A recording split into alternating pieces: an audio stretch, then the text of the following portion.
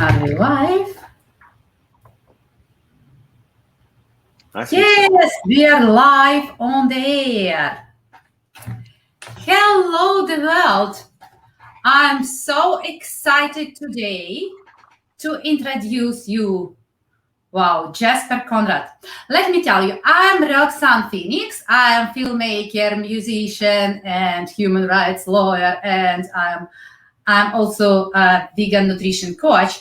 But my main interest in the life, what unites actually all of this, is world schooling. And what I'm trying to prove to many people now that this is the only right way of educating kids.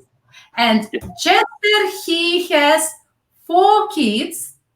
They are 9, 12, 15, and 22. Correct. All of them are world schoolers.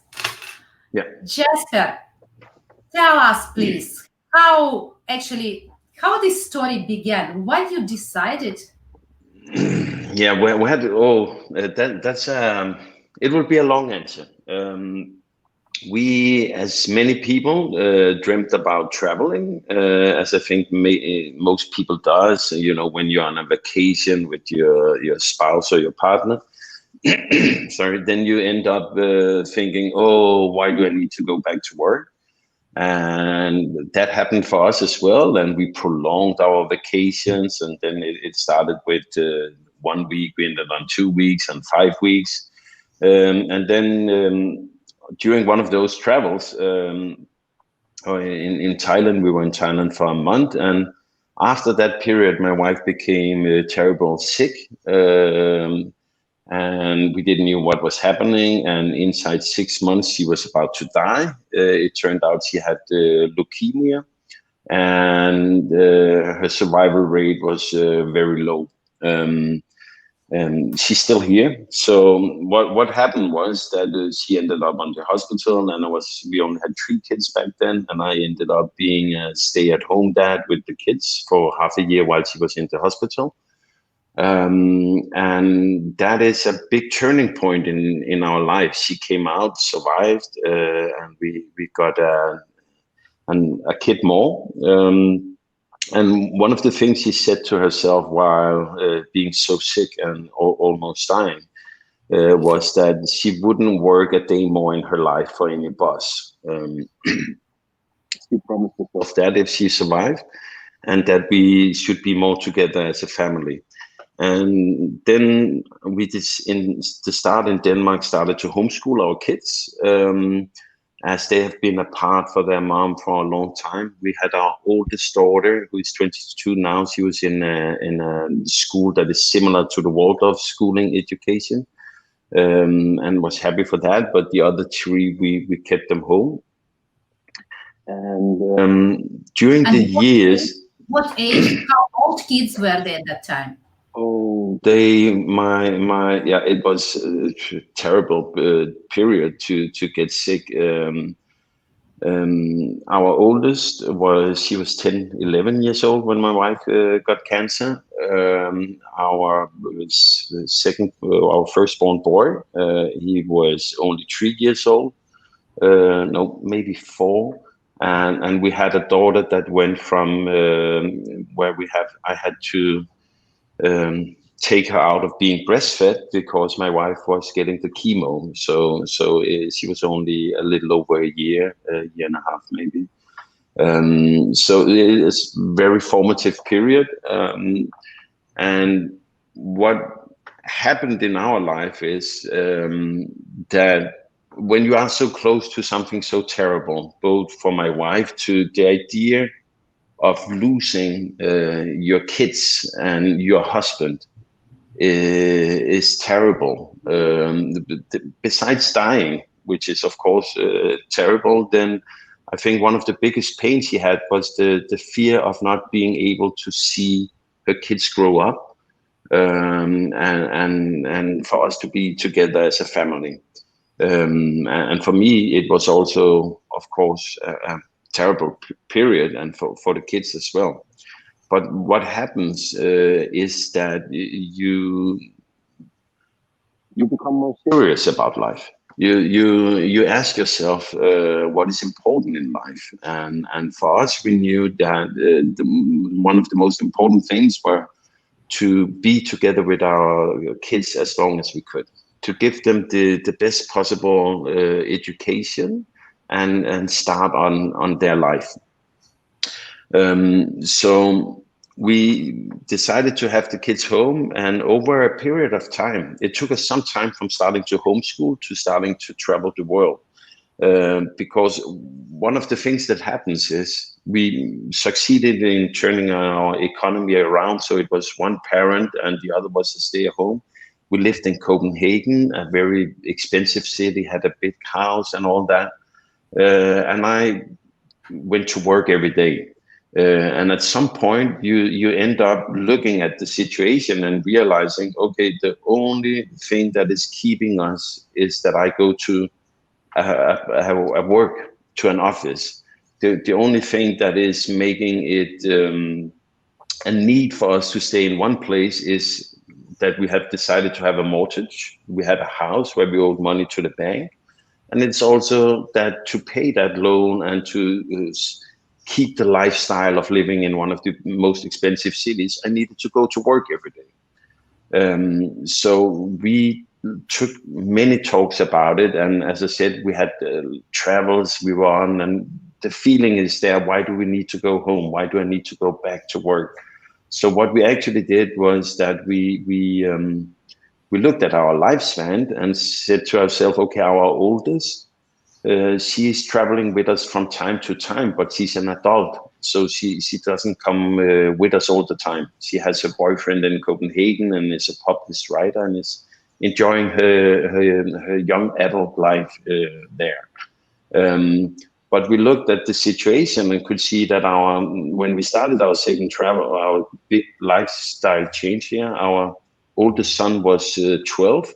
And we said to ourselves, okay, it is now or never, because if we wait 3 years, he's 15, and then he will be deeply involved in his teenage life in Copenhagen. There might be a girlfriend, there might be, all these things. And traveling must not be only about the parents. For this to work, the children need to embrace it as well. So we saw that we at least had a time span of 5 years where we could see that our oldest son would also enjoy traveling with us. I believe he will keep on traveling with us for some time. But it was like now or never. So we used some years before that to work up the income that is needed, because it's not like you need money, you need life, you need food, you need lodging from time to time, you need gasoline for the car. So we worked up income on the side while I went to work. And then the best advice that we ever got was in La Palma, where we met a fellow world-schooling family, and we was talking about our plans. So we want to make it real. And he looked at me and he said, set a date. And I was like, set a date? Yeah. If you set a date, he said, then you go, his name is Manu, wonderful man. He said, if you set a date, you go from dreaming to planning. And we did that. And 3 weeks after, we bought our big red bus, and half a year after we started it. And now we are on our 4th year now starting. And so it has been pretty wonderful. I'm happy. Wow. So it was really decision which you took very seriously, and it was really, it just was your desire to be together. That's why. Yeah. Okay. One thing to put to that is actually that one of the jobs I've had is I've helped an American self-help author called Janet Atwood, who have created something called the Passion Test, which is a test where you go through a series of questions and you figure out what are your passions in life. And in that, we have used that a lot in our own life and has looked at it. And for us, more than looking on passions, we are looking on values. So what we actually did was get clarity about what is our 5 most important values in life. What is it we want to see happening? So when we list those, then it's pretty clear that we want to be together. We want to travel the world. One of the things we have is we want to be more outside. And if you want to be able to live your life more outside, then you, for example, do not live in Denmark all the year round, because Denmark is cold and gray for 6 months a year. And when we listed all our different values, it was pretty clear that we needed to be able to have a nomadic lifestyle. We needed to be able to move a house, and we needed to be able to have location-independent income, so we could move to where the sun was or the climate we wanted was. Yeah. And you got your red bus. Yeah. How long time it took to build it? Yeah, that was actually, I was very optimistic. I believed it only needed to take a month or something, but in rebuilding a bus, then it was a short period. It took us 3 months to rebuild it. And what we did was we actually just put in a kitchen, a compost toilet, and built a huge bed as we sleep together in a big pile. And then we also, as the winters are cold, even though you're in Spain, then we put in a fireplace as well. You have a fireplace in the bus? I don't know the correct word in English, but we have like a chimney and you can put wood in, but it's not an open fireplace. Okay. Yeah. And did you make it yourself, or you somehow? We had the joy of. It's a dream for many people to do this. So there's many people who are like, that could be fun to help. So we had great help from friends who came to help to build from time to time. I think we had 1, 2, 3, 4, 5 workawayers helping, which is kind of woofing, but where you get food and lodging, and then you get 5 people work officially 4 hours a day for food and lodging. And we had some wonderful people a Japanese girl, an Australian couple, a Brazilian young man and his girlfriend, and a guy from Egypt, and one from Latvia, that all came and wanted to help build on the bus because it was fun. And then you make the rookie mistakes on somebody else's project. So if you want to build a bus, then go help someone else and make the rookie mistakes on their project. I'm thinking actually to build not a bus, but the minivan, something like this. Yeah, and I can highly recommend. We actually just recently purchased a 7-meter Mercedes Sprinter, which is not a minivan, but it's only 7 meters and weigh less than 3 tons, where the bus is 11 meters and weighs 11 or 12 tons. So it's the dream of living in the bus was what made us take the step. And I understand if more people are like, oh, a bus, it's so romantic. But if you, like us, want to go explore the world more, then a bus is not very handy. So we actually now have the bus parked next to an animal sanctuary in Spain. And we have become good friends with the founder of this animal sanctuary.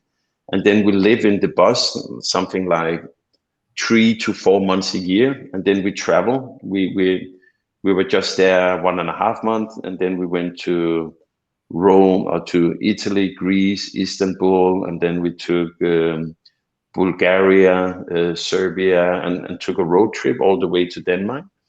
And now we're going to, after Denmark, going to Bulgaria, and then we will go back to the bus and stay there for 2 months, and then I think we'll do Turkey over the winter. Tell me, please, you was doing now this road trip with your Sprinter. Yes? No, we actually have a car more.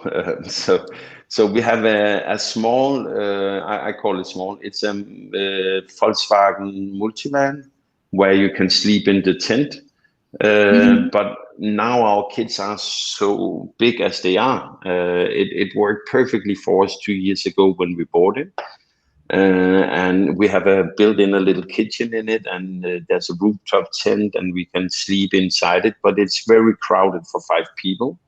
So on this trip, we actually took it more as just a car, because we have decided we are in a lucky situation, where we are not lacking economic funds. I have the pleasure of, we are earning good money and have very few expenses. So we rent places from time to time. So for us, living in a vehicle is a choice of, if we should sleep in our multivan, it would be because, oh, here's a wonderful lake, let's drive there and sleep. But with kids and laundry and 5 people and a vegan diet, then it's also really wonderful to have a kitchen. It's also wonderful to cook on the road, but we prefer, for example, we went to Istanbul. I'm not going to sleep in my car in Istanbul with 3 kids and my wife. I would rather rent an Airbnb and have a kitchen, then we can eat breakfast and go out and explore the city. So that, yeah, again, a long answer. No, we didn't went in our Sprinter. We went in multivan. And sorry, you had been in Australia? No, Not yet. not yet. I look forward to it. No, Istanbul and Bulgaria and the Balkan countries, which was really, it's a wonderful trip. Tell me, please, you did this trip now, yes? Yeah. And how it is? Why I'm asking how it is, because we are locked in Australia and our mainstream media non-stop spreading the fear that the whole world is dying. We are so lucky to be locked by our government in Australia, and we have to non-stop to say thank you to our government that they keep us safe. The whole world is almost dead. So tell me. Yeah, it is, the world is open, and there's big difference between what is reported in the media and the actual rules.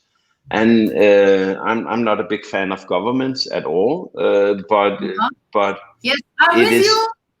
Yeah, but it's not only the government's faults, and I say that to because it's the media's faults and it's people's faults. People love to be afraid. If people didn't click on the internet articles that were scaring them, then the media industry would, I've worked in the media industry for 20 years, then the media industry wouldn't produce those articles. So if you want to fill up your life with the beauty of the world, then stop watching stupid television, stop reading the media news about it.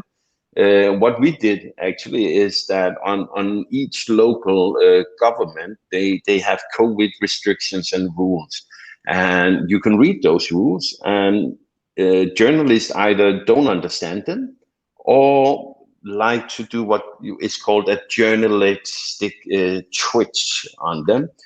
And there's some words that is really difficult for people to understand also, which is, it is in some countries, it is forbidden to take entry in the country without a negative COVID test. But what is entry? That is, in that technical term, is actually if you want to move into the country. At the same time, you can find a rule down below somewhere where it says you can transit the country for 36 hours without a COVID test. You don't need to show a test when you transit a country. But you cannot read that in any media and news outlet that you can actually, I mean, we have not on our travels shown anything to anybody beside our passport. And so the rules are very unique. That's one of the things I actually like about being a world schooler and homeschooler,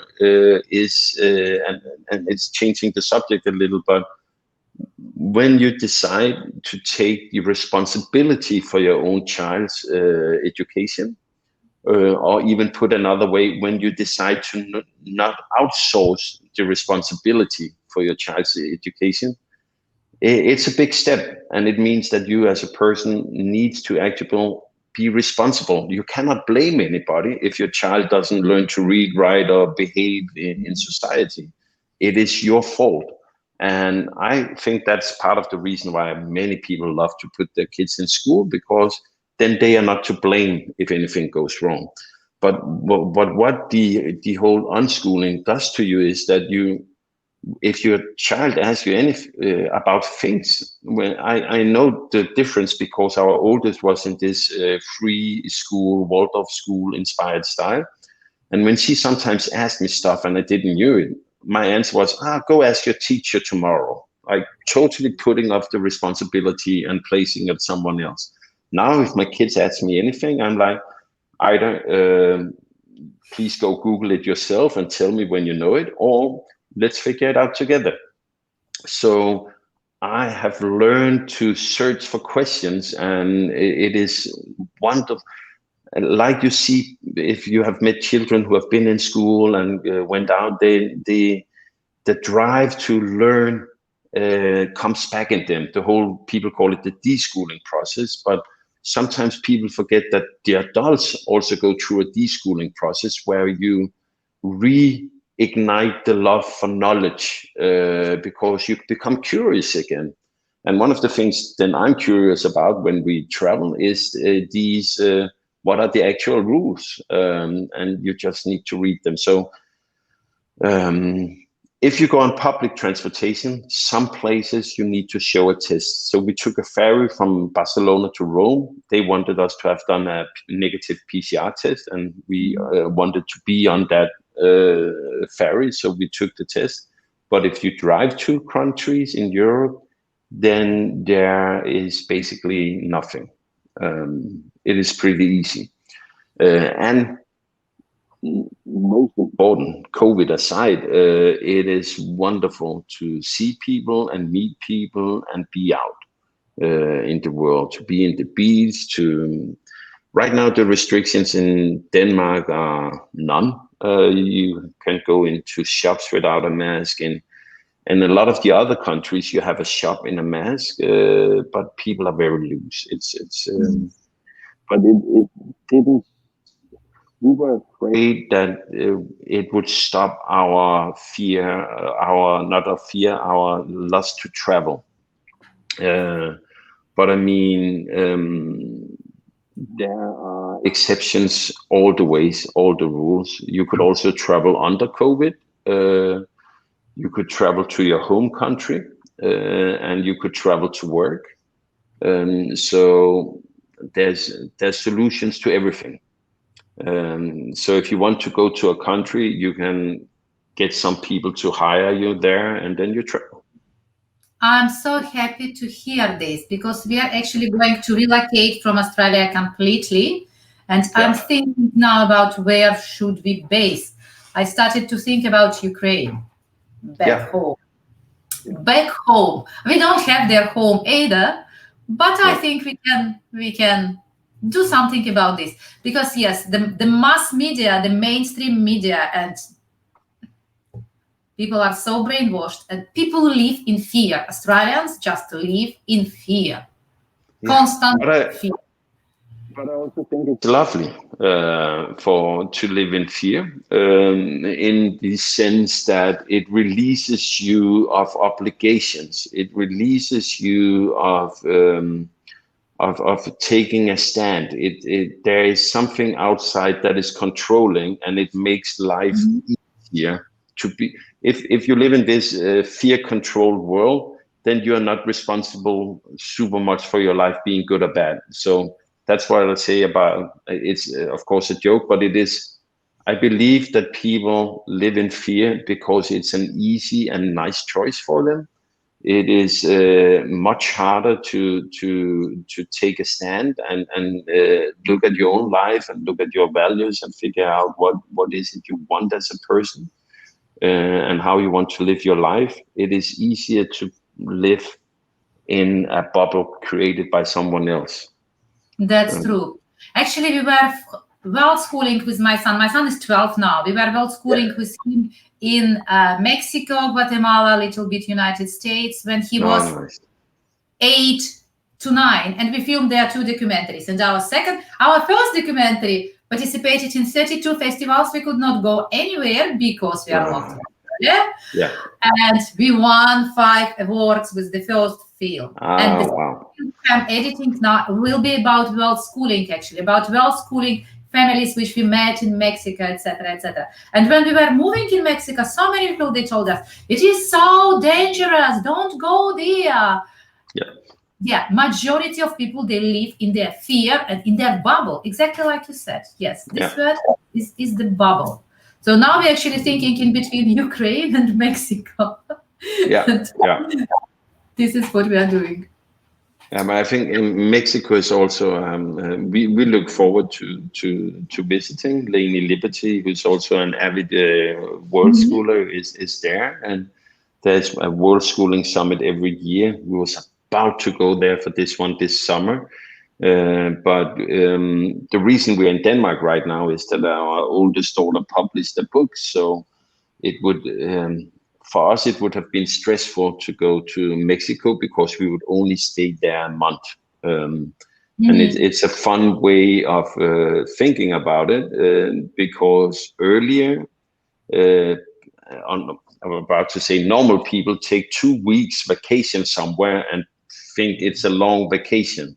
But when you're world schooling, you are living your life. You're not on vacation. You have your work with you. You have your education with you, depending on how you world school. Now we on school, which means we are very loose about everything. So for me to go a place and only be there 2 weeks, I would be stressed out, and it's too short a period to understand and indulge in the culture and getting to know people. So Mexico, we will do it, but it will be at least 2 or 3 months, so we have time to. And I mean, we were in Istanbul 3 weeks only, and it was time enough to experience it, but still too short time. I would love to have been there more months. Yes, in Mexico you have to take at least 6 months, I think. Yeah. And there are so many people, they are buying minivan for their time being there, and then at the end they're selling this.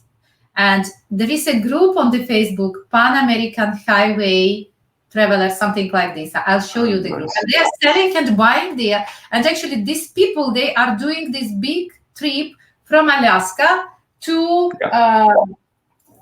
down. All the way down. Yeah. Way down. Yeah.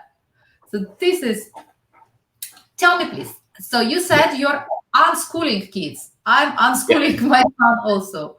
And what you can see, what is the result? We have had many talks, me and my wife. My wife is a trained psychologist, and I am personally close to unschool.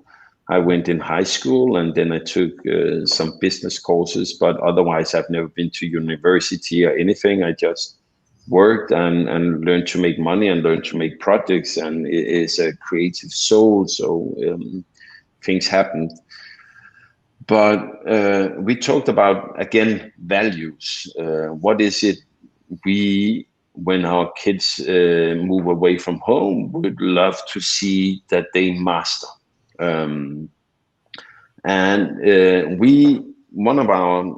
have then listed them up, and one of the things we want our kids to do is we want them to have a belief in themselves, where they know themselves, they know who they are, they know their good sides, their bad sides, they are at peace as human beings with who they are.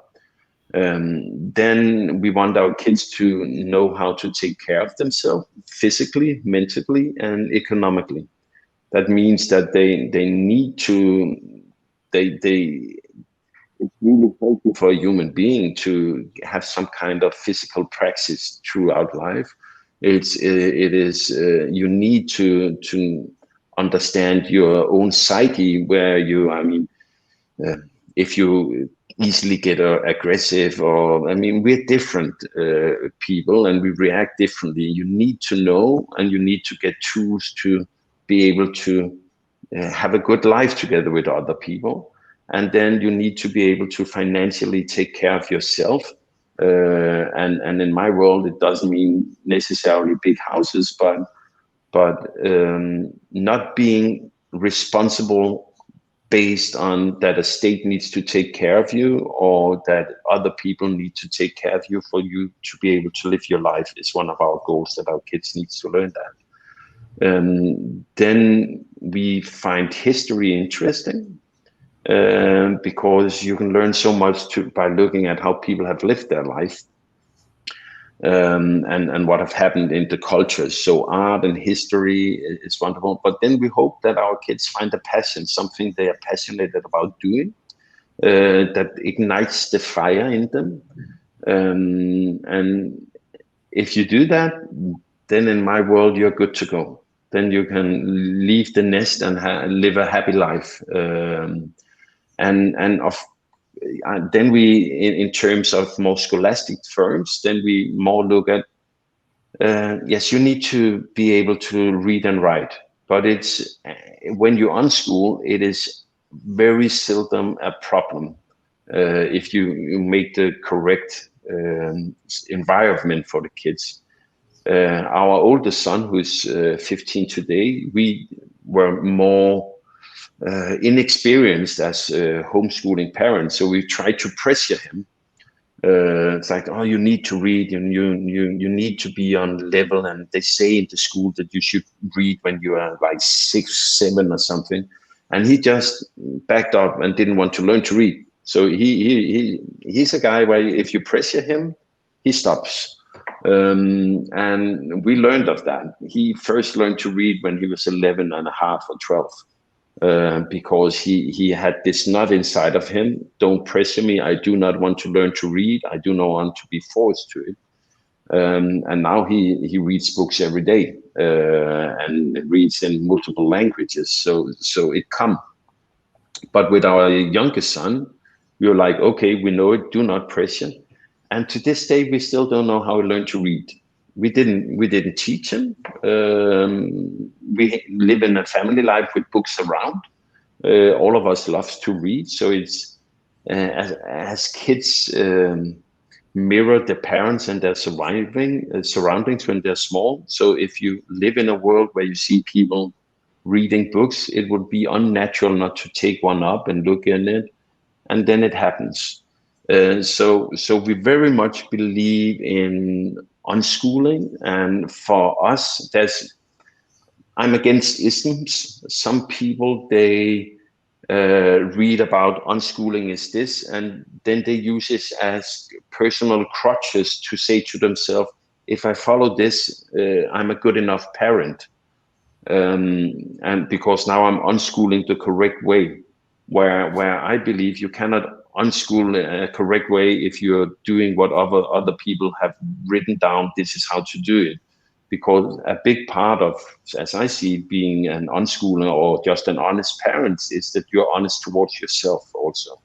So if some people are almost in my world on parenting, like they don't want to put any borders anywhere, where my wonderful wife, she's saying, but borders is something you put around yourself. It's like, this is where I am as a person. This is my lines. I don't want these lines to be crossed.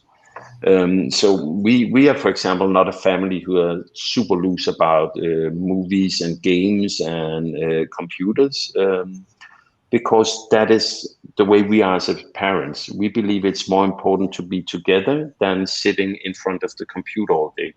Some parents would disagree, but that's their borders. Mine are here. They can have their or there. No, so in unschooling, what we most firmly believe in is, do not kill your child's motivation. If they want to learn something, guide them, nurture them, and point them in the right direction. And then then it happens. And then trust is a big one, and it is. We have a 7-year gap between our oldest girl, who is 22, and our son, who is 15. So we can see that she turned out all right. So we are not afraid anymore. But if I only had one child, I would have that constant, oh, am I doing it good enough? And I would also say, if you don't have that internal dialogue, then you're probably not doing it good enough, because you need to evaluate yourself also as a parent. So I know I go over the place, sorry. No. You're saying very, very right things, because I have daughter. My daughter, she's 26 now. They are 14 years different with my son. And my daughter, she was at school. She was in the public educational system. And I recognize this is my biggest mistake, that I let her in the educational system. But the thing is, I did not know I can avoid it. I tried.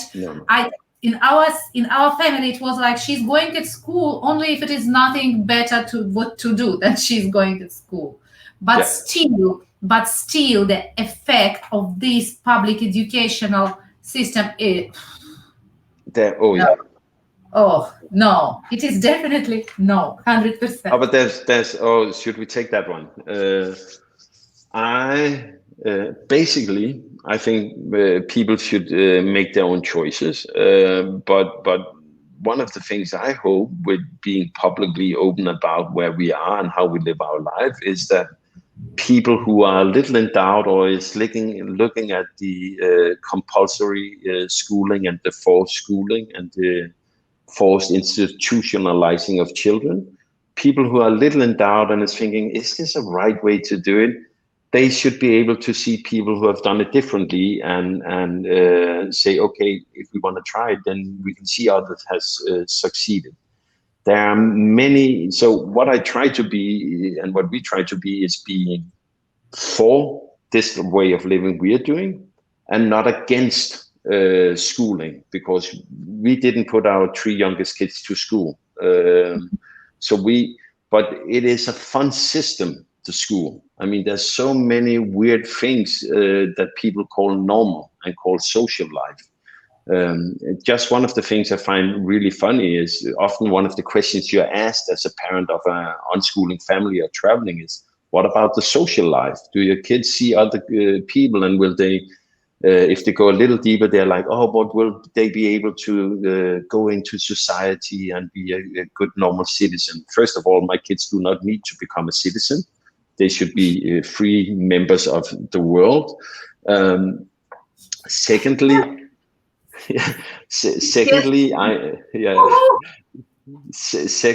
I find it fun that the school is so far away from what life is, that people think that the school is what prepares children for life.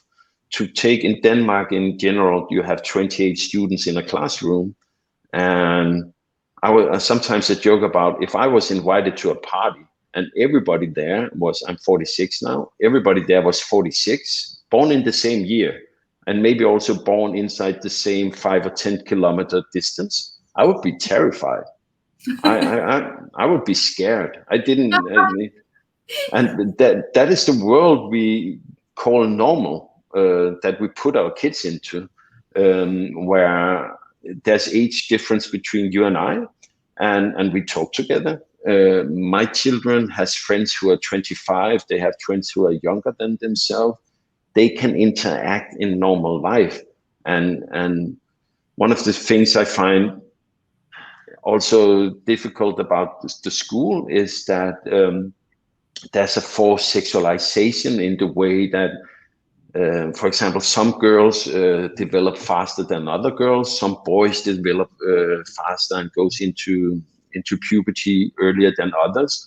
So by just being a perfect, normal human being, and maybe you're 13, but your body is first ready to go into puberty when you're 15, then you're weird, for example, and you will be bullied and stuff like that. Children are not a product made on a factory we are individuals, and I believe that one of the best things about the world schooling, unschooling, and homeschooling world is that we let our kids grow up as who they are, as the individuals they are, and they get to learn in their own pace. They get to develop in their own pace.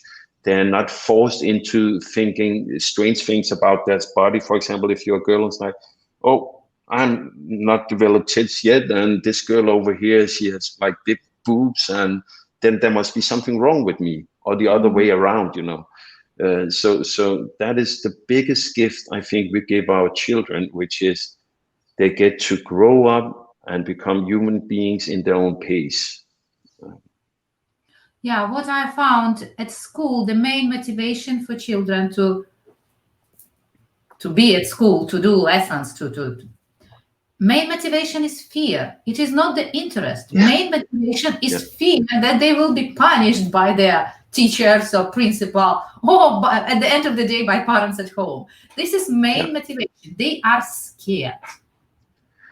And one thing about motivation, after we've been thinking a lot about it with homeschooling our kids, is also that that I'm not motivated for things for just 45 minutes. Or if it's a double hour in the school, then it's like 1.5 hours.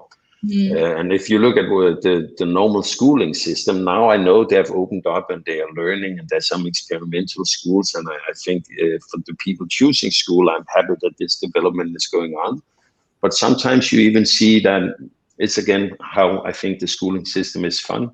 You turn up to school as a kid, you look at your schedule, and it's now I need to be motivated about learning math.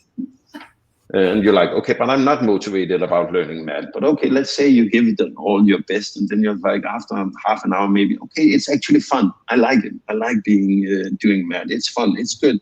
I wasn't motivated, but I like it, and now I'm motivated. And I want to, hey, stop.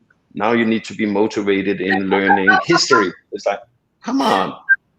I just found my motivation for, God damn. Personally, when I'm motivated, it lasts days or hours. It's not 45 minutes. It's not, and I would hate if someone came to me and said, "Oh, stop! Now you need to go over here."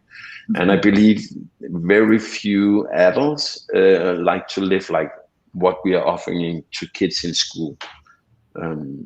I don't see people wanting to be treated that way themselves.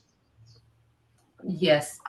And your oldest daughter, she wrote the book, yes? Yeah, she actually just published her second book. She wrote, we didn't know of homeschooling when she was young. So she was in this very free school where they work a lot with motivation, but it is still a school. So she could make her own schedule. So when she turned up on the Monday morning, she made a schedule for her week, how she wanted to study, what she wanted to do during that week. And as for a school, it's one of the best options I have seen. And she took 1 year later as homeschool, but we first, as I say, there's 7 years difference. So so when our Storm, who is our oldest son, he didn't want to go to school. That was what happened in our life. He said, "Mom and Dad, I do not want to go to school. It's not the right thing for me." And my wife listened better. I was a man, and I was like, but I went to school. Good enough for me, good enough for you, kind of man. And I grew, and we tried for 2 or 3 weeks, or maybe one, I can't remember. And he just kept saying, "Mom and Dad, please understand, how many times do I need to tell you? I do not want to go to school. It's not the right choice for me." And I'm very happy that we listened, because if we hadn't listened to him, we wouldn't be here today. We wouldn't be traveling. We wouldn't be free, because what you choose by choosing a school, I will come back to the question about my daughter, the oldest one. But what you choose by choosing a school is also to be being forced to be in the same area for many years. You need to be at least 8 months a year in a place, and that is a wild thing to choose. And often parents want to have their kids to go in the same play to the same school, then you have just made not a death sentence, but I need to stay in the same place for the next 8 to 10 years because I want my kids to go to that school. And that is a terrifying selling of your own future based on a school choice. But our oldest daughter went to this very free school. It's called Freinet School, which is based on a French reformist called Célestin Freinet. Interesting guy. And on her schedule she created, it often said, I want to write, I want to write, I want to write. And she loved to write stories. And when she was 11, there was some at a local library that had something called a small week school for aspiring authors for young people between 11 and 15. And she went there. And she has just written ever since. And then she actually wanted, as all kids, it was normal. She wanted to go to a normal high school. And she were there the first year, but then she got accepted to actually to university in Denmark. There's a children books. One of the university has a 2-year line for talented writers for children books.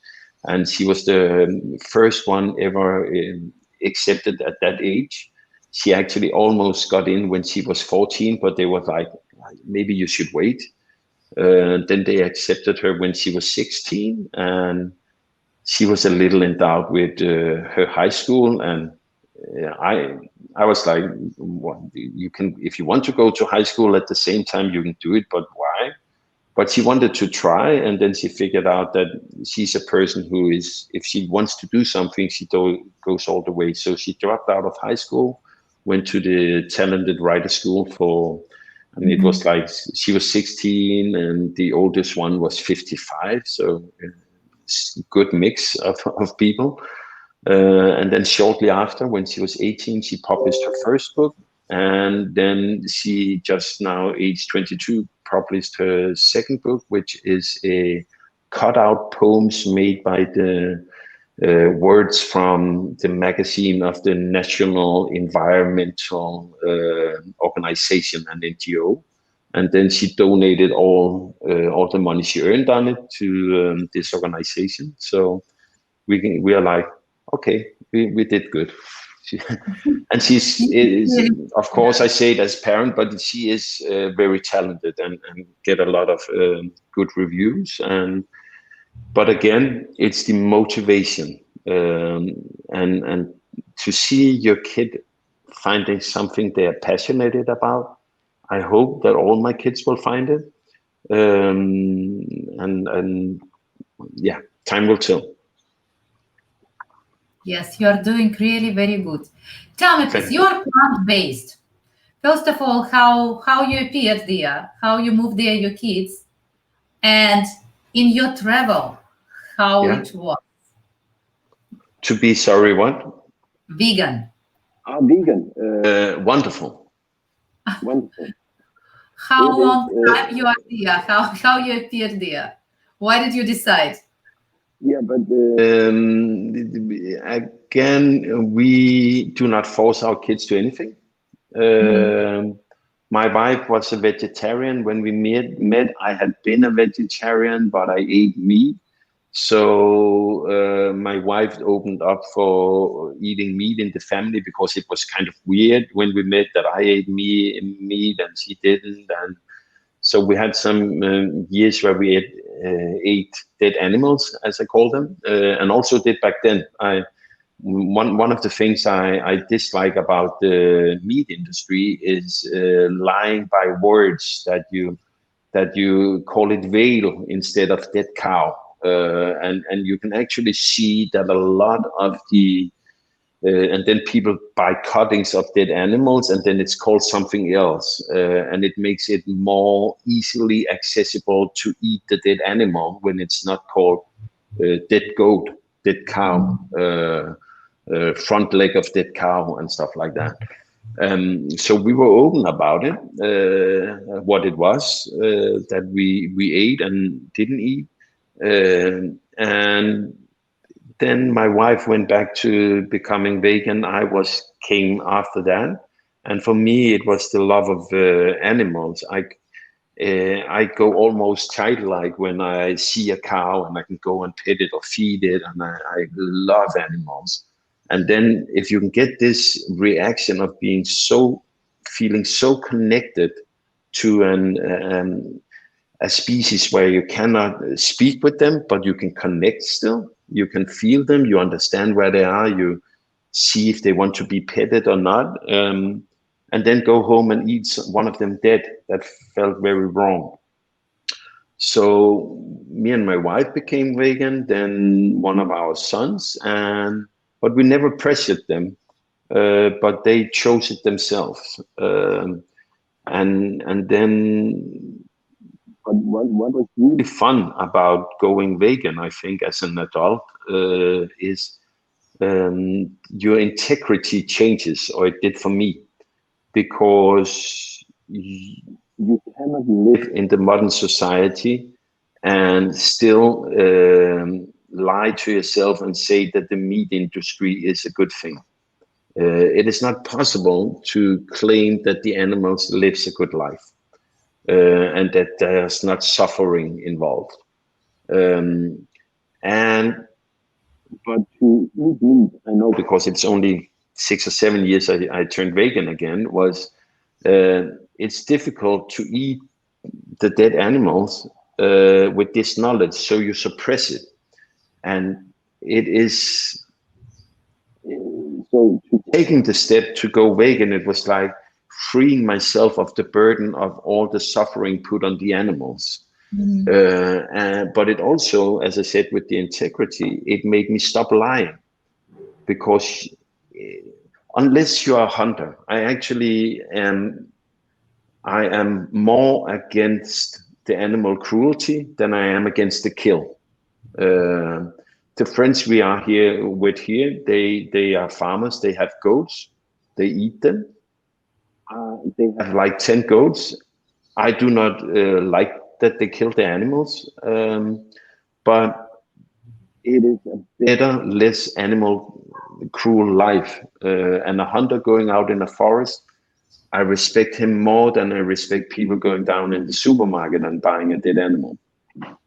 So what I saw in myself was that stop lying about or stop ignoring the fact that the animals are in modern day society. A lot of the meat you buy, a lot of the cheese you buy, and a lot of the dairy products you buy is based on some kind of cruelty. When you stop lying to yourself about that, I saw that I also became more honest with myself in a lot of other areas.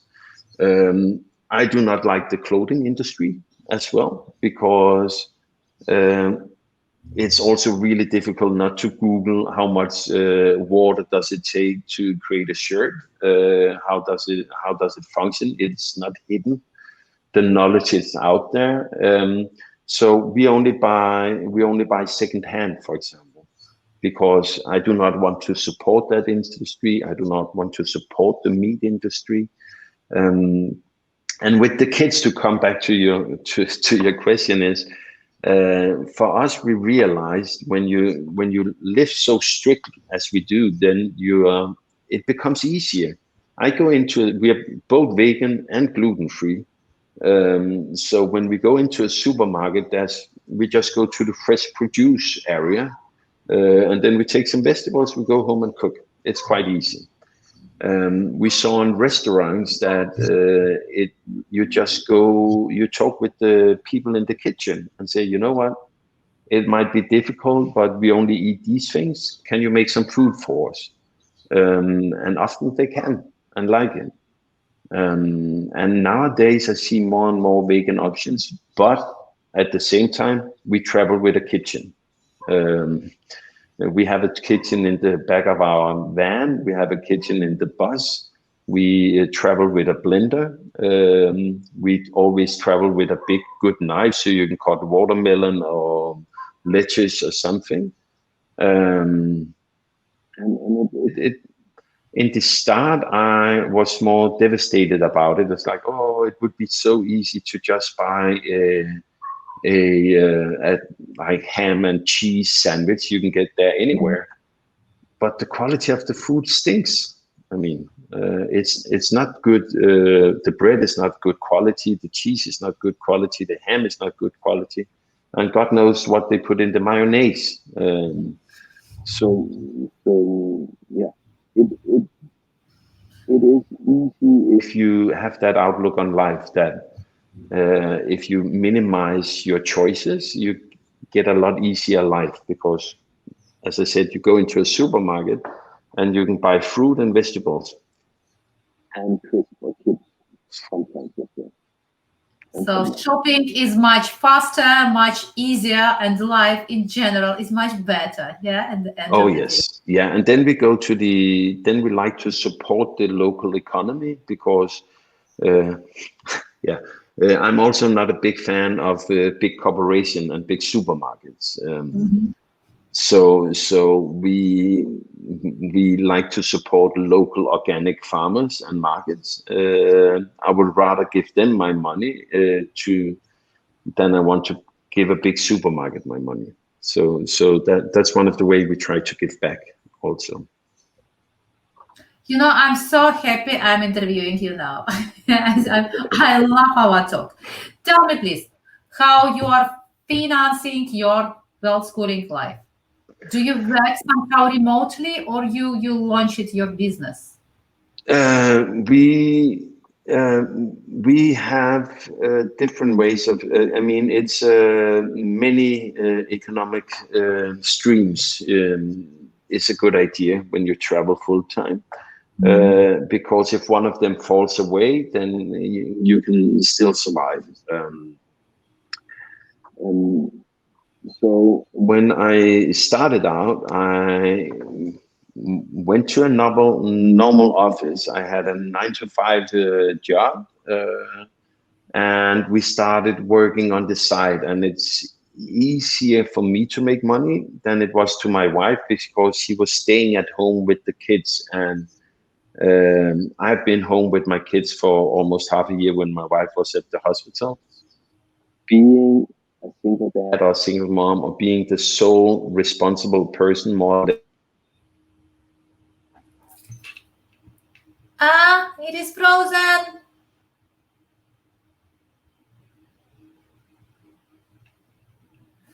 Frozen. Jesper, we are frozen.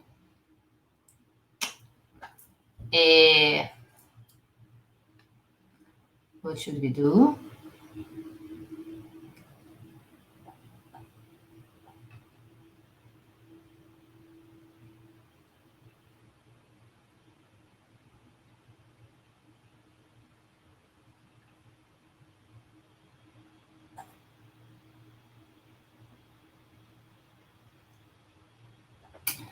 It is something with the internet.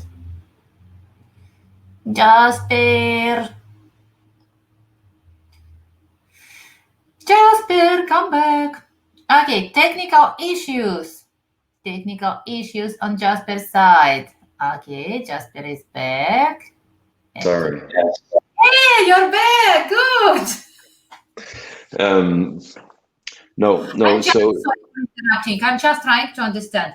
I'm living with my son for the world schooling, and if I will take some kind of remote job, it means that I have to do it. So what he gonna do that time?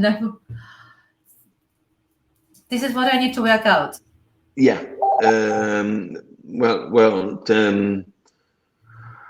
There's many people who does it many different ways. So if you take the options where you do not have money and cannot find money to travel, then there is options like roofing or workaway, where you offer your time, 4 hours of your day, and then you help on someone else's project, and you have food and a roof over your head.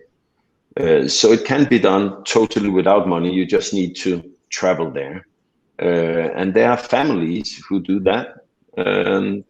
there are families who make enough money to pay for their food, but they don't make enough money to find a place to stay.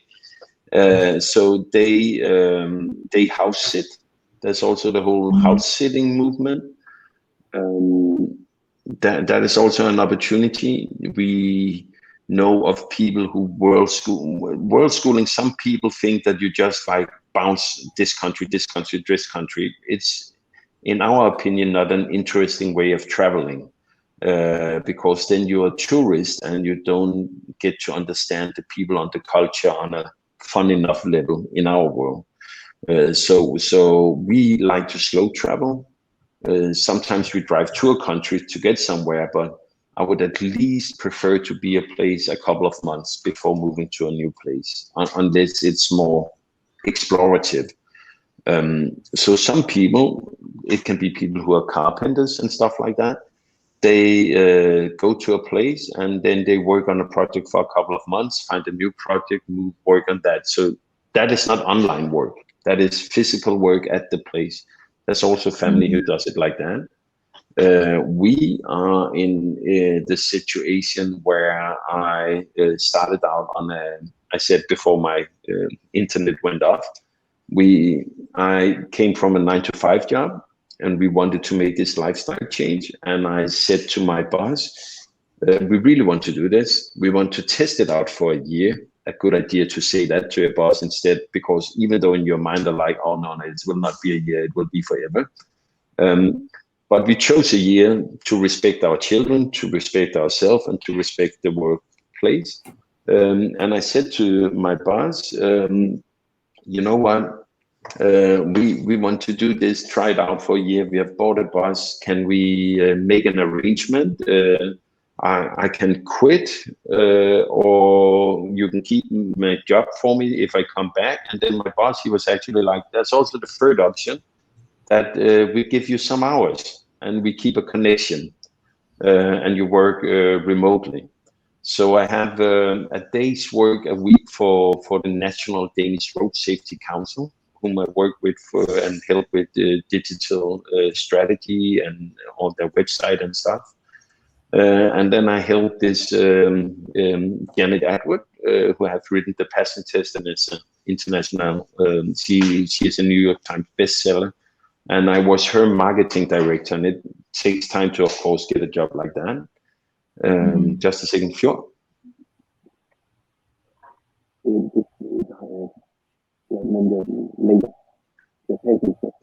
Du må vente 30.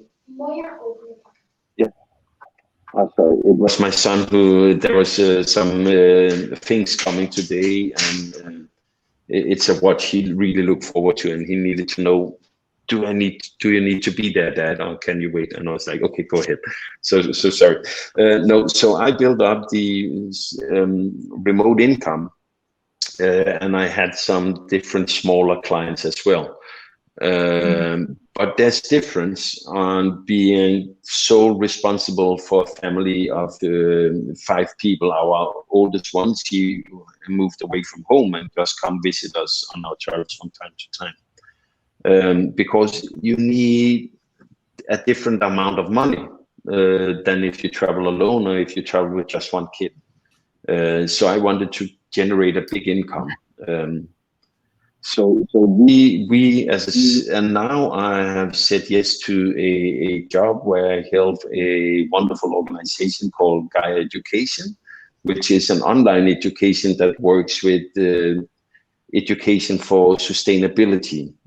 So it's very close to my heart, the area, and I'm helping developing the strategy, and what I'm really good at is business development strategy, and I understand online, the online world of thinking. And so I, on many levels, have more or less a normal job. I just place my hours when I want to, and I respect other people's way of living and working, and with the people I work together with. I also say to them, in my world, it's not important when you do the work. If you rather go shopping or go to the beach, I mean, if there's a deadline, you need to have something finished, then you need to put in the hours. But when you work, it needs to be what fits into your life. And that's the same way I work. And what about sustainability? Do you have any project for yourself in mind? Oh, we have a couple. We Yeah. The different projects are mostly online. We bought a handpan some years ago, this wonderful round instrument you play on and has a fantastic sound. And we are not masters at playing it, but by chance we met one of the best people to play the handpan in the world. And we are in the process of creating an online platform for handpan courses together with him. What is it, this handpan? It is a round instrument that is quite big, and it looks a little like a UFO, and you play it with your thumbs, and it just sounds wonderful. It will take too long time to get it. And it's when people see it, they are like, oh, it's an old Eastern instrument from ancient times, but it was invented in Switzerland in 2000. And it has this, inspired both by the agatam, an Indian instrument, and the steel drum. And we are then making this online platform, and it is the wonderful thing about it. It is that it's a family project where our oldest son is filming and editing, and the two younger ones, they are also involved, but they don't have the same passion for it, so we are again not pushing them. And then we are teaching our kids about. I mean, of course, when our son goes into this project, he also needs to understand the marketing. He needs to understand the whole thing of it, and that is part of their education as well. Tell me, please, your kids, they have wonderful names. Yeah. We have fjord, as it's pronounced in Danish, or fjord in English, which is these where land go in, or the ocean goes into a land. It's a fjord, yeah. And he's named that because we love the lights over fjords. We have a lot of them in Denmark, and it has a special light that we like. My wife is saying something. You said the meeting would be over in a minute. Jamen, jeg er stadig interviewet, og det er live. Oh. Yeah. Sorry. No. Yeah. Sorry. She's welcome also. She can come. Yeah, you can wave if you want to, Cecilie. This is my wonderful wife. Hello. You are in my ears, so she cannot hear you. Yeah. Tell her she's wonderful wife. I will. It's her that writes the most of everything that we produces. Then we have silke, which is the Danish name for silk, the fabric. And then actually after we went vegan, we were like, should we have chosen another name? But it's a beautiful name, silke.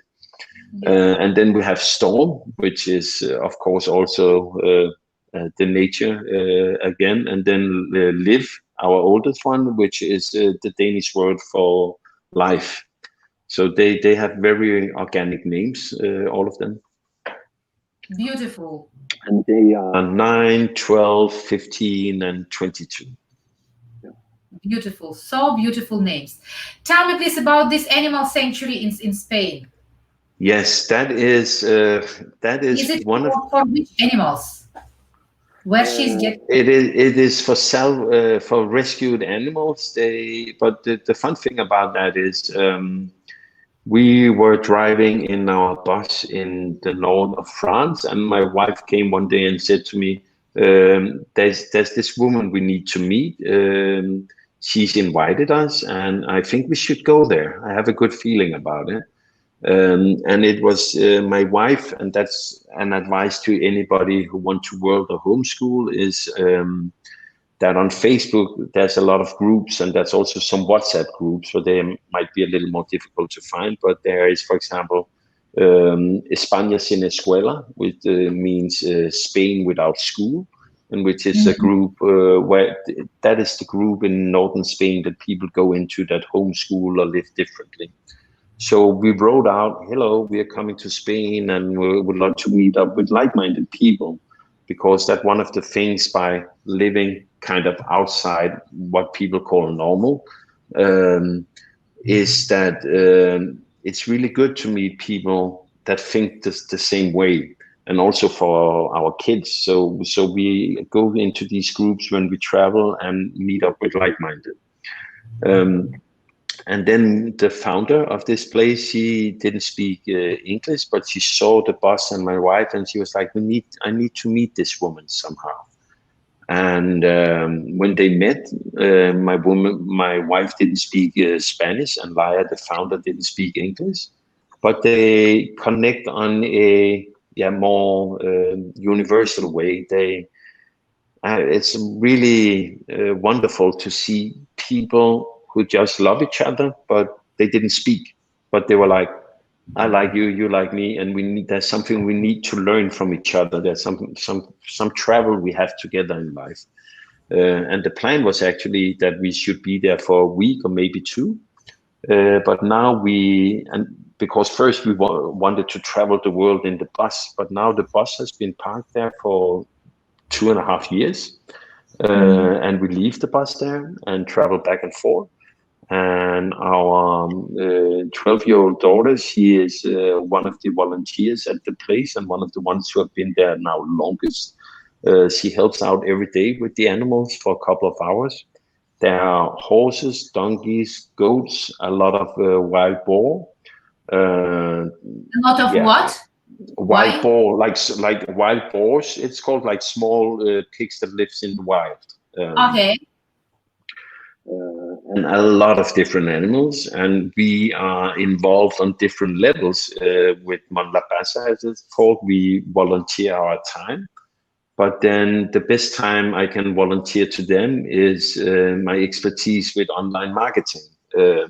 So I rebuilt their website and have helped create a donation strategy for them, and we have made flyers and posters and everything because as we are in a lucky economic state of our life, then we have decided to donate 10% of all our income, and then we give that to projects that we like and love, and donate our time as well, because it's good to give back, and it's a wonderful place, and yeah. I miss the donkeys when we are not there. I have a good friend called People, and if I'm in a bad mood, I can go up and give people a hug, and then life is better. And he's a wonderful donkey, but he gives really good hugs. Yeah. We have our pets here. Just. Wonderful. Nikita, принеси кроликов. Nikita. Покажи кроликов. I just asked my son to show our pets. Yes, it is exactly like you said.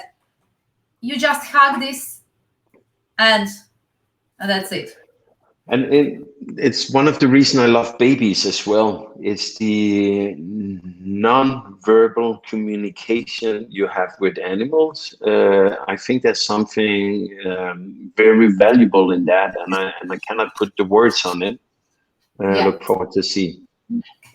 That's it. Oh, wonderful! And it's a good travel. It's a good travel size. You can travel with it. Oh, I'm getting a kiss. Wonderful. But the thing is, we have problems with them. We cannot take them from Australia because they are not allowed now to take bunnies in cabin. I don't know why they take bunnies, but bunnies, they're so cowards animals. Yeah. They're prey animals. If we keep them in the transportation in cargo section. No. We travel with our dog everywhere, and is it the other one? Bunny Masha. I love the feeds as well. They're nice. But as I said, there is that's the part I love about both animals and also babies is that when you remove the verbal part of your communication, you need to be a lot more focused. You need to be present. It's really difficult to talk with or have a dialogue or connection with a baby without being present in the moment. So because you need to have all your all your feelings and your energies pointed towards these kids to figure out where are they, am I doing the right thing, what they want and stuff like that. And it's, for me, it's kind of the same thing I love about animals. You cannot just go over to an animal and just pet it. You need to be in a non-verbal dialogue with it, where you meet the animal, you see where it is, and as I said, what I love about it is you need to be focused and present to have this communication. My best friend here in Australia, she lives in the middle of nowhere. She rescued 8 horses, wild pig, 2 dogs, 2 cats. And you know, when we go to visit her, it is just a happy place.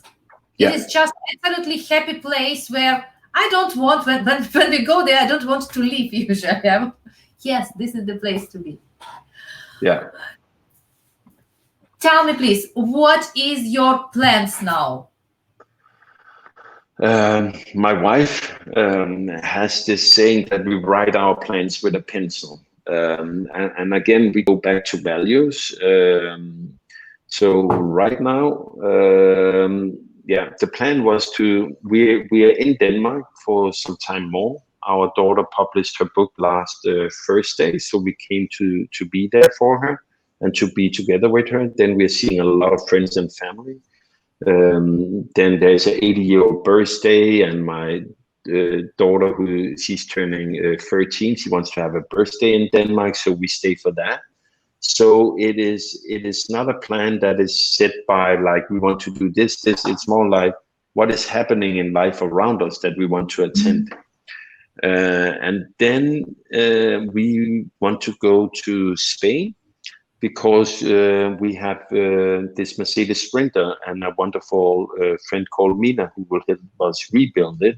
So we want to be there in the time where the Sprinter is rebuilt.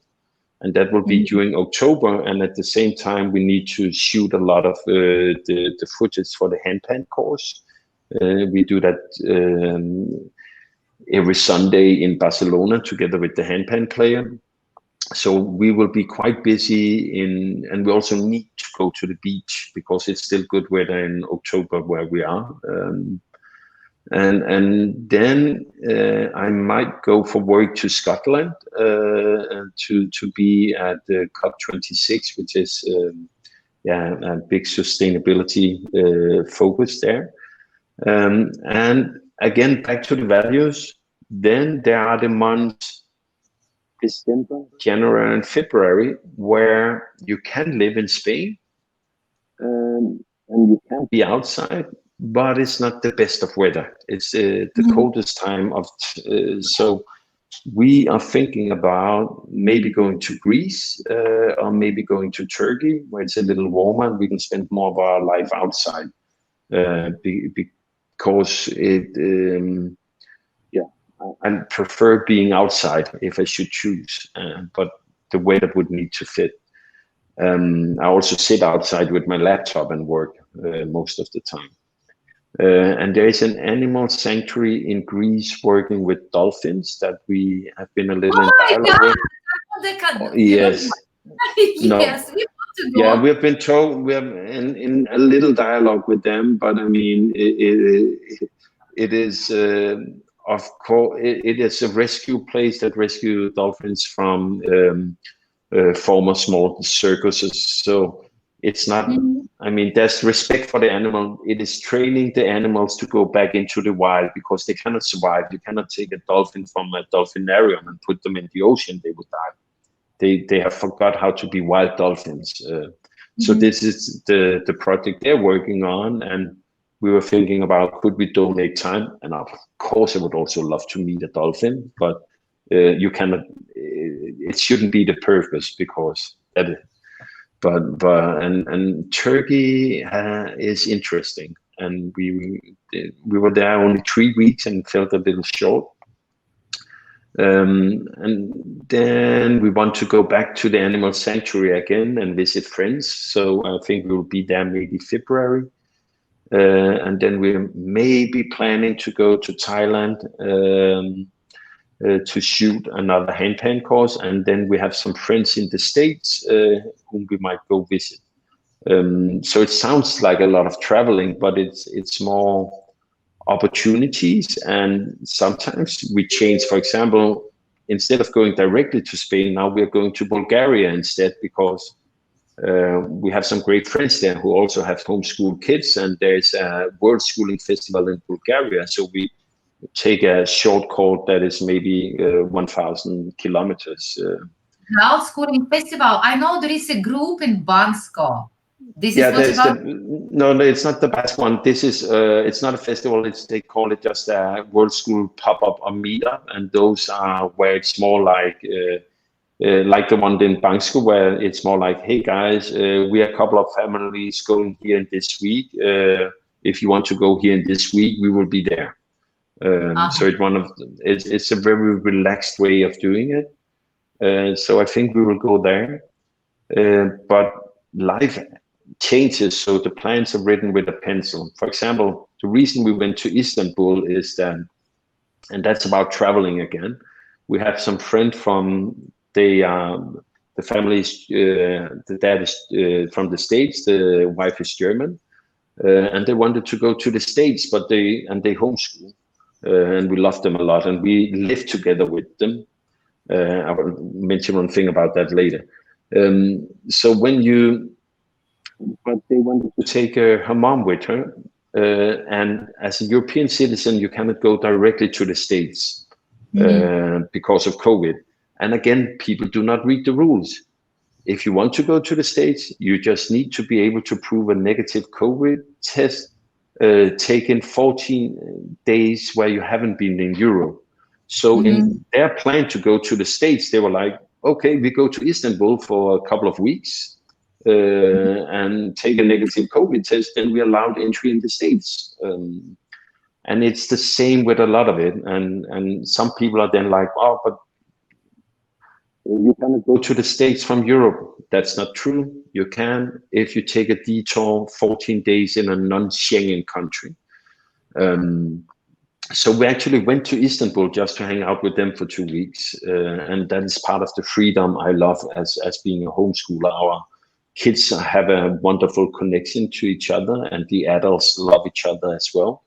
And that is one of the freedoms that the world schooling life gives, where is that we have lived the other life in Denmark, and we do not visit our friends. We live together with our friends, and that's a huge difference in how deep the relationship is right now. We are staying at a farm with friends, and we figured out that we have now lived together for half a year over the last 3 or 4 over a period of 3 or 4 years. We have lived together for half a year. And it just means that, you get to see each other when you're tired, when you're sad, when you have an argument with your partner, when you are angry at your kids. It's real. It's a real deep way of connecting, where I remember living in Copenhagen in our big house, and people came and visited for 3 hours. I'm not saying it's fake. I'm just saying it's another way of living, where you only normally in these 3 or 4 hours when our kids are together and we make food together, you're only showing the good sides of yourself and are keeping the dark, I won't even say dark emotions, just the variety of emotion you have as a human being, which is perfectly normal. We're not happy all the time, So we have lived together with this German family. We live together with this Danish family, and next week we are going to live together with some other friends, and it is a fantastic way of spending time together, because a dialogue can go from over the coffee in the morning, and then you continue it in the evening and the next day. It just becomes, for us, it has greater value. We are big fans of it, to live together.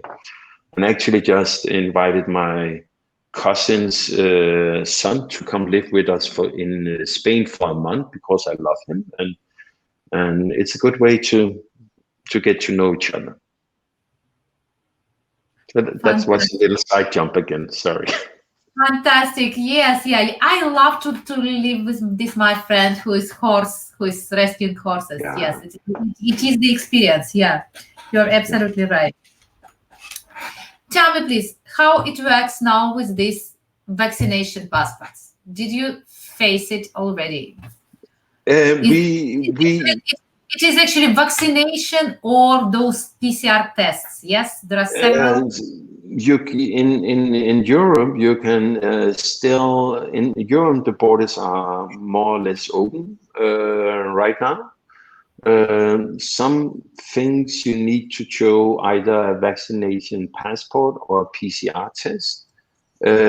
We are in the group you would call waiting, where we would rather take a PCR test right now and than jumping into a trial. That is still too early to know a lot about. Yeah, we are in the same position, so I'm trying to understand, if we are not vaccinated, so what are our options? And the worst thing, in Australia, we cannot even have the antibody tests, because just to find out if you really need it or not, you need at least to do. That is one of the things. I'm pretty sure you can get it if you pay for it yourself, and that is part of. In Australia, there's no one place where you can make it. Okay, no, but we can purchase it in Europe, but there are. It's again, we have friends from the Netherlands. And they had felt confined too long, and they were like, we need to go somewhere. And then they just looked into which countries accept people without a PCR test or without a vaccination, and then they went there. As I know, Albania. That was maybe it was. I'm not sure if it was Costa Rica. It was Southern Europe somewhere. South America somewhere. They went. So there are of course people who is thinking, but are you a good citizen? I'm not a citizen, but are you behaving and respecting people around you? And the fun thing is, if you do the math, then living our life, we have much smaller circles than all the people who put their kids in school, all the people that go to work. So we are, even though we travel, the circles we meet is more or less people like us. If you send your child to school and you have 3 kids, for example, then you can say, okay, 3 kids in each age group, that is like 75 kids. How many families? How many grandparents? How many of those families goes to work? So homeschooling your kid is actually the best you can do in a pandemic if you want to respect other people. Yeah. And even traveling. I mean, living normal life, going to work, sending your kids to school. That is so. Again, I love numbers, and it's clear to me that a lot of people do not make the math. It is. So I feel very relaxed about our way of living. We have met wonderful people with open minds. It's good. So, but to your question, what is possible and what is not, read the rules, go into the different countries. There is in Europe, if you want to come to Europe, there's reopeneurope.eu, which have a lot of the latest official data. You need to read every local country's rules you want to go into and read the acceptations, because often they write the rules and then in the corner it's like there are some expectation, and then you need to trawl through the internet to find them, and often life is more easy than you think. We wanted to travel to France because my son, he has French citizenship. But what it is going here now, I'm not really sure what it is going, but it looks like you can't enter anywhere without this. From Australia, I do not know. But again, as I said, with our American friends, I'm pretty sure you could find, I haven't read up on the rules in Australia, but my way forward would be, there are some countries that allow people from Australia, then I can go to that country, stay there for 14 days, and then I can take a negative PCR test and be allowed from that country into Europe. No, I mean that they're not allowed now, people without the passports, without those PCR tests, even in the restaurants. If you want to enter... But then I wouldn't go to a restaurant. Life is choices. Yes. Yeah. But it's again. I will read up on the rules when we are driving through France in some weeks. Then we will read up on the current rules. But it is. You are going there in a few weeks. Yeah, because you need to pass France to go to Spain. But you are always allowed to transit a country. They always allowed to transit the country. Yes. Yeah. Right. Otherwise, the whole commerce industry would go down. It is. Yeah. So, but my main thing is, if you read the news only, you are reading a journalistic twitching of the actual rules, and very few people actually take the times to go in and read what it actually says. And as I said, of course, people like to blame the government, but often the rules the government makes during this, it's not super bad if you read what is actually there and not what a journalist said they said. And I'm not pro-government. I'm just saying, if your news source is media, then yeah. Then you will only get out. You just need to find this way. You need to take on the responsibility and not outsource the responsibility for knowledge to a media industry which earns money on your clicks. It doesn't make sense that they should want to deliver the news to you with the gain of you getting knowledge in the way that you deserve it or want it. I mean, it's about responsibility. It's the same with homeschool. If you outsource the responsibility for getting knowledge to an industry that makes money, then you need to ask yourself. That's the choice you want to do. I like to read the things myself. Jesper, thank you so much. I am so happy I was speaking with you today. Can you please give some advice to the people who are thinking about this, who are thinking about world schooling, about traveling, who just scared? Yeah. Tell them. The main point is have either talks with yourself or with friends if you are single, or if you have a partner, take long talks with that partner and ask yourself figure out your values. What forget about the how and I want to travel the world. Ask yourself how you actually want to live. Because it sounds like an adventure, and it is an adventure, and it sounds super cool when you say, oh, I've just been there, now we're going here and here.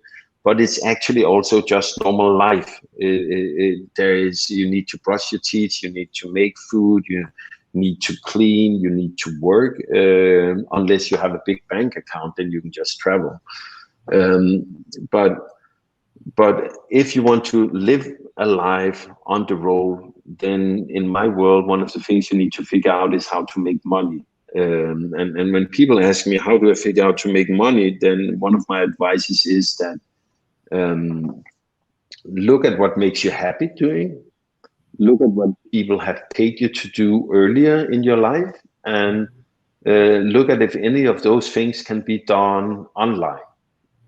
And if it can, then you can find a combination, stuff that makes you happy to do, stuff people already have paid you for in some sort, and it can be done online. Music teaching, for example, can be done online. We know a belly dancer who has an online school. I mean, I was like, belly dancing, can you do that online? Yes. In Istanbul, we met a drum teacher who has a Darbuka drum teaching school online. And Zoom and the pandemic, the COVID situation made people understand Zoom a lot better and are much more easy, and it's getting easier to get jobs online. But that is like looking at how to get money. And then we also have something about money and understanding money. There's one really fun thing about money. I find it is we in our life only use money that we have gotten for life we have lived already. And if you take a loan, for example, you are selling parts of your future you haven't lived yet, because you need to create that money somehow. So we in our life are only using life already lived. We have earned the money, they are on our bank account. We do not use future life. So money is in some ways life. It is your time and your effort. In my world, you cannot sell your future. That is enslaving yourself to an unknown. You do not know what will happen later. So I recommend that people don't take loans. I recommend that they only sell parts of their life they have lived and travel for parts of their life they have already lived. And then the values is about getting clear on, do you actually want to live this life? And then test it out. We had our test. We tested it out on a 3-month travel after my wife was sick. And back then we figured out that being on vacation for 3 months was not something for me. I didn't like it. It's fun for 5 weeks, 6 weeks, but 3 months of vacation where you don't work, it is not fun. I like to use my brain. We like to do stuff. We like to do projects. It is boring to just be on the beach. Life is more rich than that. So test it out is a really good thing to do. We took a longer test with the first year, and we had a way out. We had a house in Copenhagen. We hadn't sold it, and we also promised our kids, if it doesn't work out, we can come back. And then the best advice is the one I mentioned earlier that our friend Manu gave us, which was set a date. If you really mean it, then set a date and go from dreaming to planning. If you have the date, then it's a matter of how and not when. And often it's, again, words are important. People are talking about, oh, in the future, I want to. But the future is always the future. But if you say, we said like, okay, 1st of July, 2018, we want to start this life. It's not a thing that changes. It's the 1st of July. So it's not oh, maybe in some years we would like to do this. No, set a date, make the plan, make it happen. Yeah, and have fun. And that was just happen. Enjoy it. And you would be scared and terrified under the way. And I mean, the amounts of nights we had in anxiety and terror before we took the step, because there's so many things you can think, oh, will this happen? And then we cannot do this. But when you first start, the fear goes away. And you become better at controlling fear by living this life as well. So no fear, just set the date and go ahead and do it. It's absolutely a brilliant life that makes you very happy. Yeah, we've had this life like for more than a year, because we used to do it before, not continuously, but Yeah. And since we lost this life by being locked here, it is terrifying. Yes, and that's why we are relocating from here. We'll see where. Ukraine, or Mexico, Ukraine, just like you. So thank you so much, Jesper. And I hope we will be in touch. And I want to know all those addresses of all those sanctuaries for dolphins, for horses. And then we are going to build our minivan. I believe we are going to do it in Nikita because we have there one friend who can help us with this. But still, we will ask you 1,000 questions, but we will do it. Of course. And I will send you links to the different projects so you can share them in this description if you want. Yes, please. For the animals, and it's a wonderful Ukraine place. is a beautiful country. You will love it if you will come. And there are no restrictions, no all these. No. And another country is Georgia. Georgia, I think they have some kind of restrictions, but country is fantastic. But we just opened up Eastern Europe, being born Western Europe and living in the 80s. Then the media and the schools didn't promote Eastern Europe very well. So we in our life just opened up for Eastern Europe this year and is going to explore more of it because there's some wonderful and beautiful countries there. Did you make Croatia? Not yet. No. We took Bulgaria and Serbia, Hungary, quickly through Slovakia, and then we took the Czech Republic this time. And I think as we only will stay a week because we need to go back to shoot the next part of the handpan courses, we will just take Bulgaria this time. And then but that's one of the problems by traveling this way is like, oh, we want to spend 3 months in Greece. We want to spend 3 months there. But at the same time, there's so many things we want to do and see. And this time together we have right now. So we're trying to make the best of it. And also make things time for relax. That actually one of the advices I forgot to give. Sometimes we've seen some of the worldschooling groups, people saying, oh, we are going to Europe for 3 weeks. What are we going to see? And my advice is one place only. But of course you get an experience of seeing different countries rapidly as well. But it's giving yourself time to immerse yourself, and it actually also makes it a lot cheaper if we are talking about money to travel in a way where you rent a place for 3 months. Often sometimes it costs the same as renting an Airbnb apartment for a week. So it's cheaper to slow travel and more fun as you live in the local community and get to know the people around you. Yeah. Yes. And thank you for inviting me. It was wonderful. Thank you so much. It was wonderful talking about all the things we love. I just learned so much from you. And yes, we are on the same side. We are on the same page. And it's just like, wow.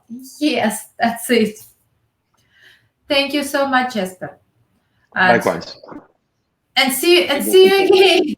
I wanted to ask you one more thing about the meditation. Did you teach kids meditation? My wife meditate and have meditated with my children. I do not meditate myself. I have done a lot of Ashtanga yoga earlier, which have the same meditative state. But I'm one of those who maybe I just haven't found the right path into meditation, but I'm one of those where it bores me a little. My mind goes all over, and I know I should just focus and find the inner peace. But I get that on, then we take weekly walks where we go in nature, and then I get this, the same goal I would have if I meditated to find this peace of mind for thinking. So my wife meditates from time to time, and some of the kids does, but again, only if they want. I just learned how to do it with Sadhguru. I just learned it like last year. So I was also like, my brain is everywhere. But then he just taught that you don't have to enforce you to focus or to stop your brain. It will come. You just do it, it will come. Yeah. Thank you so much, Jesper. Likewise, Roxanne. It was a pleasure. Bye. Bye. Thank you. Bye. Tak. It was Journey of One Happy Family with Jesper Conrad, and I'm so happy I made this interview today, because now, as you can see, the world is still alive. People continue to travel, people continue to enjoy their life, and no fear, just live your life today. Don't think it will be something different tomorrow. Tomorrow will be just another day. So just put your date, set your date, and no fear. Go ahead. Thank you, everybody, for watching. It was Roxanne Phoenix. See you again. Stay tuned. Bye-bye.